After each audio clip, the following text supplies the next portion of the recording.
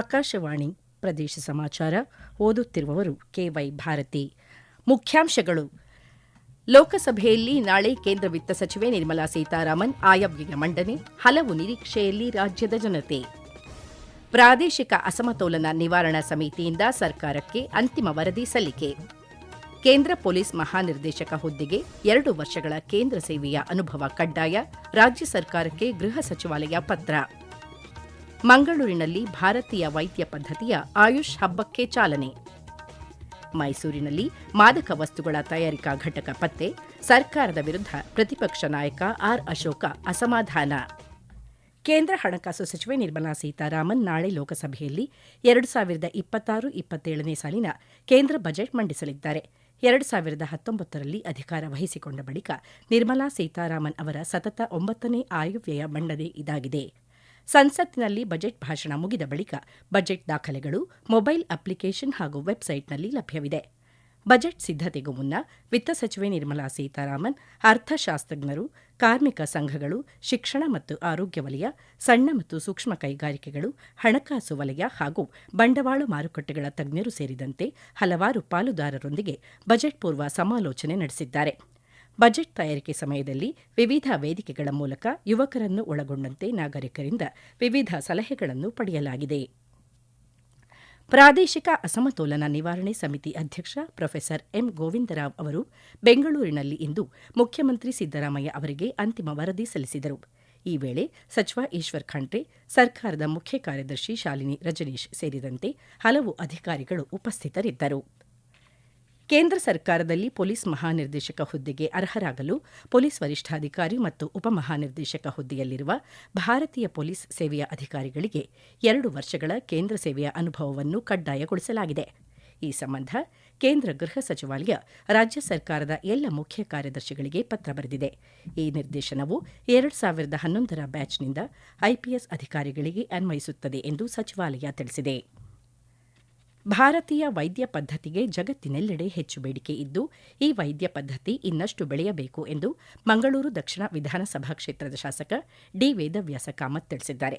ಮಂಗಳೂರಿನಲ್ಲಿ ಭಾರತೀಯ ವೈದ್ಯ ಪದ್ಧತಿಗಳ ಮಹಾಸಂಭ್ರಮ ಆಯುಷ್ ಹಬ್ಬಕ್ಕೆ ಇಂದು ಚಾಲನೆ ನೀಡಿ ಮಾತನಾಡಿದ ಅವರು, ಆಯುರ್ವೇದ ಕ್ಷೇತ್ರಕ್ಕೆ ಸೇವಾ ಮನೋಭಾವದಿಂದ ಬರುವವರ ಸಂಖ್ಯೆ ಅಧಿಕವಾಗಿದೆ. ಲಾಭದ ಅಂಶ ಕಡಿಮೆ ಇದ್ದರೂ ಬಹುತೇಕ ಮಂದಿ ಇದೇ ಕ್ಷೇತ್ರವನ್ನು ಆಯ್ಕೆ ಮಾಡಿಕೊಳ್ಳುವುದು ಗಮನಿಸಬೇಕಾದ ಅಂಶ ಎಂದು ಹೇಳಿದ್ದಾರೆ. ಮೈಸೂರಿನಲ್ಲಿ ಮಾದಕ ವಸ್ತುಗಳ ತಯಾರಿಕಾ ಘಟಕ ಪತ್ತೆ ಕುರಿತಂತೆ ಸರ್ಕಾರದ ವಿರುದ್ಧ ಪ್ರತಿಪಕ್ಷ ನಾಯಕ ಆರ್ ಅಶೋಕ ಅಸಮಾಧಾನ ವ್ಯಕ್ತಪಡಿಸಿದ್ದಾರೆ. ಮಾದಕ ದ್ರವ್ಯ ಸಾಗಣೆ ತಡೆಗಟ್ಟುವಲ್ಲಿ ರಾಜ್ಯ ಸರ್ಕಾರ ವಿಫಲವಾಗಿದ್ದು, ಯುವಕರ ಭವಿಷ್ಯವನ್ನು ಹಾಳು ಮಾಡುತ್ತಿದೆ ಎಂದು ಸಾಮಾಜಿಕ ಜಾಲತಾಣದಲ್ಲಿ ಅವರು ಆರೋಪಿಸಿದ್ದಾರೆ. ಈ ಕುರಿತಂತೆ ರಾಜ್ಯಾದ್ಯಂತ ಹೋರಾಟ ನಡೆಸುವ ಎಚ್ಚರಿಕೆ ನೀಡಿದ್ದಾರೆ. ಶೌರ್ಯ, ಸಾಹಸ, ದಕ್ಷತೆಗೆ ಹೆಸರುವಾಸಿಯಾಗಿದ್ದ ರಾಜ್ಯ ಪೊಲೀಸ್ ಇಲಾಖೆ ಸರ್ಕಾರದ ಅಸಮರ್ಥತೆಯಿಂದ ಹದಗೆಟ್ಟಿದೆ ಎಂದು ದೂರಿದ್ದಾರೆ.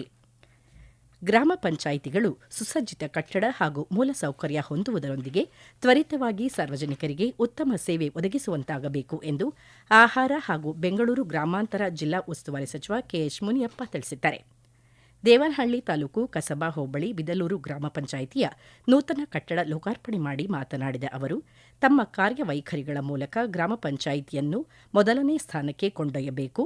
ಬಡವರನ್ನು ಗುರುತಿಸಿ ಅವರಿಗೆ ನಿವೇಶನ, ಒಳಚರಂಡಿ ಸೇರಿದಂತೆ ಮೂಲಭೂತ ಸೌಕರ್ಯಗಳನ್ನು ಒದಗಿಸಿಕೊಡುವ ಕೆಲಸ ಮಾಡಬೇಕು ಎಂದು ಸಲಹೆ ನೀಡಿದ್ದಾರೆ. ಠಾಣೆಯ ವಶದಲ್ಲಿದ್ದ ವಾಹನ ಬಿಡುಗಡೆಗೆ 40,000 ರೂಪಾಯಿ ಲಂಚ ಪಡೆದ ಆರೋಪದ ಮೇರೆಗೆ ತುಮಕೂರು ಗ್ರಾಮಾಂತರ ಪೊಲೀಸ್ ಠಾಣೆಯ ಪೊಲೀಸ್ ಸಬ್ ಇನ್ಸ್ಪೆಕ್ಟರ್ ಚೇತನ್ ಅವರನ್ನು ಲೋಕಾಯುಕ್ತ ಪೊಲೀಸರು ಇಂದು ಬೆಳಗಿನ ಜಾವ ಬಂಧಿಸಿದ್ದಾರೆ.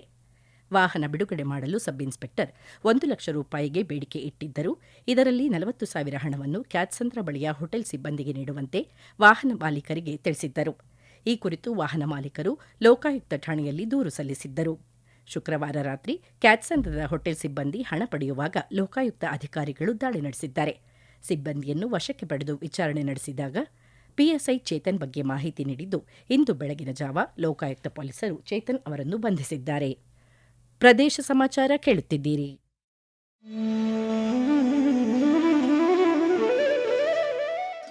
ನಿಮಗೆ ವರದಿಗಾರಿಕೆಯ ಕೌಶಲ್ಯವಿದೆಯೇ? ನೀವು ಸುದ್ದಿಯ ವಾಸನೆ ಗ್ರಹಿಸಬಲ್ಲಿರಾ? ಹಾಗಿದ್ದರೆ ಆಕಾಶವಾಣಿಯ ಪ್ರಾದೇಶಿಕ ಸುದ್ದಿ ವಿಭಾಗಕ್ಕೆ ಸೇರಿಕೊಳ್ಳುವ ಅವಕಾಶ ಇಲ್ಲಿದೆ. ಆಕಾಶವಾಣಿ ರಾಯಚೂರು ಮತ್ತು ಚಿತ್ರದುರ್ಗ ಜಿಲ್ಲೆಗಳ ಅರೆಕಾಲಿಕ ವರದಿಗಾರರ ಹುದ್ದೆಗಳ ಆಯ್ಕೆಗಾಗಿ ಅರ್ಜಿಗಳನ್ನು ಆಹ್ವಾನಿಸಿದೆ. ಅರ್ಜಿ ಸಲ್ಲಿಸಲು ಫೆಬ್ರವರಿ 28, 2026 ಕೊನೆಯ ದಿನವಾಗಿದೆ. ಹೆಚ್ಚಿನ ವಿವರಗಳಿಗೆ ನಮ್ಮ ಫೇಸ್ಬುಕ್ ಪೇಜ್ ಆಕಾಶವಾಣಿ ವಾರ್ತೆ ಕನ್ನಡ ಅಥವಾ ಎಕ್ಸ್ ಖಾತೆ ಮತ್ತು ಇನ್ಸ್ಟಾಗ್ರಾಂ ಖಾತೆ ಆಕಾಶವಾಣಿ ನ್ಯೂಸ್ ಕನ್ನಡವನ್ನು ಸಂಪರ್ಕಿಸಬಹುದು.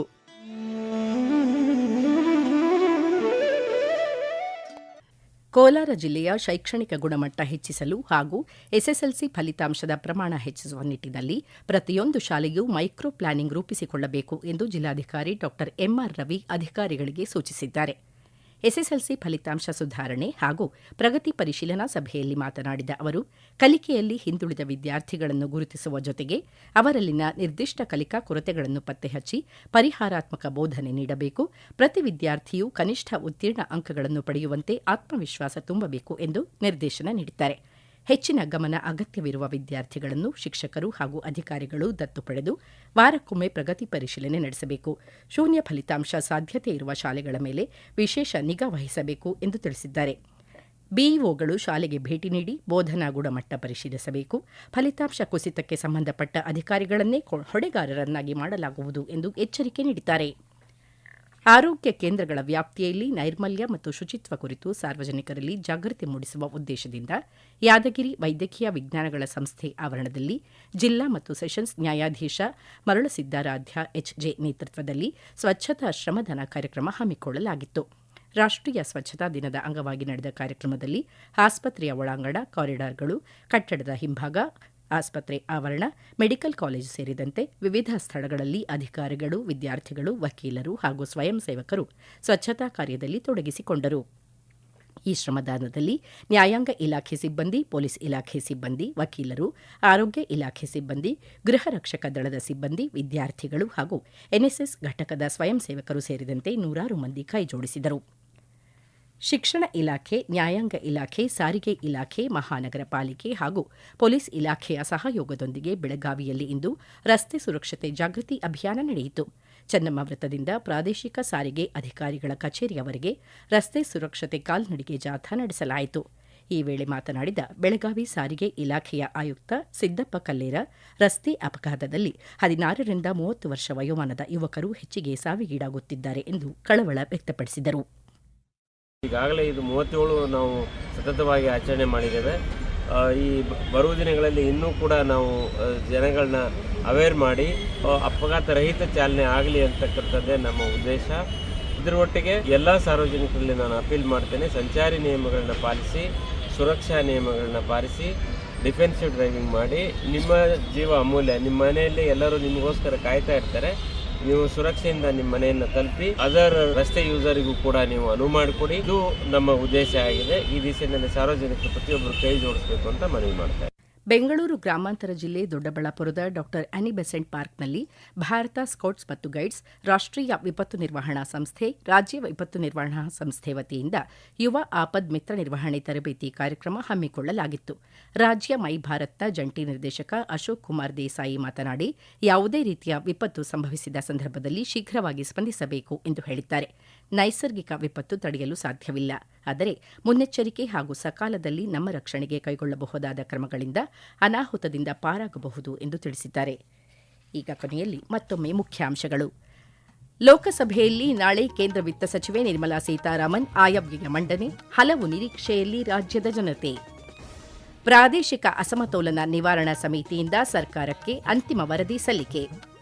ಕೇಂದ್ರ ಪೊಲೀಸ್ ಮಹಾನಿರ್ದೇಶಕ ಹುದ್ದೆಗೆ 2 ವರ್ಷಗಳ ಕೇಂದ್ರ ಸೇವೆಯ ಅನುಭವ ಕಡ್ಡಾಯ, ರಾಜ್ಯ ಸರ್ಕಾರಕ್ಕೆ ಗೃಹ ಸಚಿವಾಲಯ ಪತ್ರ. ಮಂಗಳೂರಿನಲ್ಲಿ ಭಾರತೀಯ ವೈದ್ಯ ಪದ್ಧತಿಯ ಆಯುಷ್ ಹಬ್ಬಕ್ಕೆ ಚಾಲನೆ. ಮೈಸೂರಿನಲ್ಲಿ ಮಾದಕ ವಸ್ತುಗಳ ತಯಾರಿಕಾ ಘಟಕ ಪತ್ತೆ, ಸರ್ಕಾರದ ವಿರುದ್ಧ ಪ್ರತಿಪಕ್ಷ ನಾಯಕ ಆರ್ ಅಶೋಕ ಅಸಮಾಧಾನ. ಇಲ್ಲಿಗೆ ಪ್ರದೇಶ ಸಮಾಚಾರ ಮುಗಿಯಿತು. ನಮ್ಮ ಮುಂದಿನ ವಾರ್ತಾ ಪ್ರಸಾರ ಸಂಜೆ 6:40ಕ್ಕೆ.